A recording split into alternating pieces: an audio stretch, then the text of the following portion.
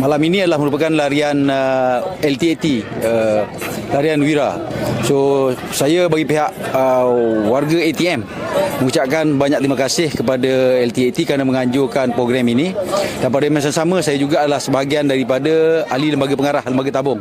Dan kita amat berharap melalui program sebegini ia dapat menyemai dan juga memastikan masyarakat dapat hidup sihat dengan memastikan sentiasa menjaga kesihatan.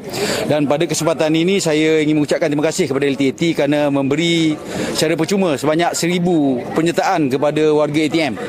Dan pada malam ini kita lihat daripada jumlah yang ada, saya dimaklumkan melebihi 10,000 orang yang akan terlibat. Macam saya beritahu tadi, penganjuran ini pertama untuk menyemaikan kehidupan dan gaya hidup sihat. Masa yang sama dengan adanya majlis ini, acara sebegini, lembaga tabung untuk memberi peluang kepada Angkatan Tentera Malaysia untuk terlibat dalam promosi. So kalau kita lihat di belakang sana, terdapat pameran-pameran oleh setiap perkhidmatan untuk memberi peluang kepada masyarakat mengenal lebih dekat Angkatan Tentera itu sendiri dan setiap perkhidmatan yang terlibat.